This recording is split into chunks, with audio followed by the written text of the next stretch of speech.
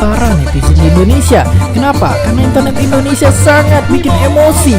Persis seperti yang ditanyain Petra ini. Kenapa internet Indonesia itu lemot banget, nggak kayak di negara tetangga?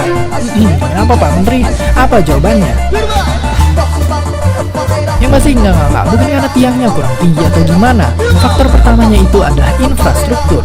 Ya, internet itu pada dasarnya membutuhkan infrastruktur. Sebuah perusahaan harus membangun kabel telepon, kabel fiber optik, hingga tiang pemancar yang harganya MM-an hanya untuk bisa streaming video ini dengan lancar. Perkembangan internet pun sebanding dengan infrastruktur lainnya. Jalan raya kita masih banyak yang bolong, jembatan masih banyak yang reot, bahkan sampai masih banyak desa yang listrik aja nggak punya. Artinya apa? Membangun infrastruktur itu nggak murah dan membutuhkan duit yang sangat banyak. Ya, alasan yang paling klasik. Itu bedanya negara kita dengan negara tetangga, duitnya. Provider internet adalah industri yang sangat kapital intensif, artinya membutuhkan kantong yang tebal untuk mulai di bisnis ini. Tapi bentar, negara tetangga juga nggak lebih kaya dari kita, tapi kok internetnya bisa cepet, nggak lemot. Ini alasannya. Faktor geografis. Kadang-kadang kita lupa, negara kita itu luasnya luas banget. Belum lagi ada hutan rimba, gunung meletus, hujan lepas, yang berbudur, cabe-cabean, sampai ombak yang bergulung. Artinya, kondisi geografis Indonesia ini menciptakan tantangan tersendiri bagi kita untuk membangun infrastruktur. Nggak kayak negara tetangga. Oke, nggak usah pakai bahasa ekonomi ribet. Intinya aja nih, kita pengen bangun rumah. Tapi kalau kita nggak punya duit, mana bisa kita bangun rumah? Karena bangun rumah itu mahal. Apalagi rumah kita banyak tantangan geografisnya. Jadilah rumah kita seadanya, seperti halnya kondisi internet di Indonesia. Tentu saja ada pengecualian, tapi ada alasan juga kenapa pengecualian itu disebut pengecualian. Karena itu adalah pengecualian. Sedangkan yang kita bicarakan di sini bukan pengecualian, melainkan secara keseluruhan. Jadi jangan pernah pamer speed internet di depan teman, karena itu lebih sensitif daripada nanyain orang tentang berat badan. Jadi ya, kesimpulannya udah berkali-kali kita dengar di berita, internet Indonesia terlemot di dunia. Atau yang lebih bahagia dikit, internet Indonesia terlemot kedua di dunia. Tapi itu berita beneran, silahkan cek sumbernya di bawah kalau nggak percaya. Tapi apapun yang terjadi, jangan pernah benci internet, karena internet adalah tempat yang keren, sumber informasi, ensiklopedia gratis, tempat cari video dangdut, kucing ngomong, dan meme semuanya jelas.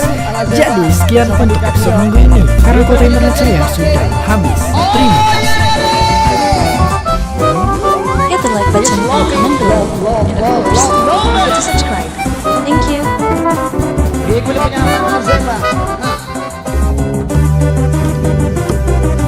Apakah pernah sebuah lagu terus menyangkut di otak Anda, dan lagu tersebut membuat Anda frustasi karena lagu tersebut sering kali alay? Jangan merasa sendirian.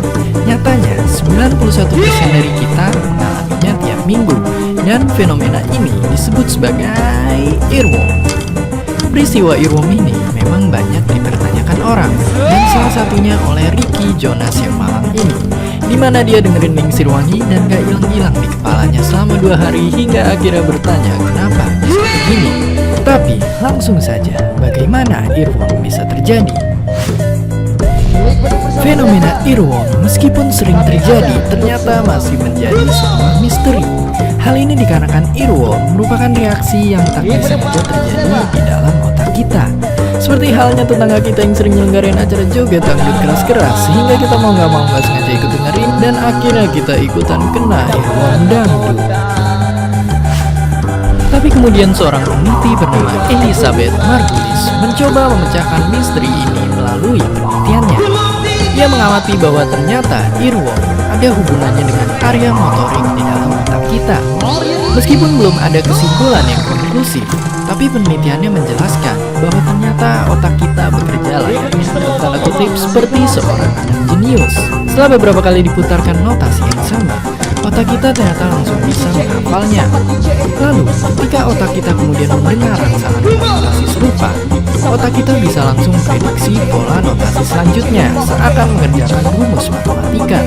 Hal ini disebabkan oleh fungsi korteks motorik otak kita yang biasa merespons dan memperkirakan berbagai tindakan kita sebagai manusia. Fenomena earworm sendiri pun ternyata sudah dikenal sejak dulu oleh manusia. Suku aborigin di Australia dikatakan telah memanfaatkan earworm untuk membantu mereka memburu hewan di padang pasir. Bagaimana caranya? Suku aborigin menggunakan earworm untuk menghafal arah mata angin melalui lagu etniknya. Analoginya seperti kita yang menghafal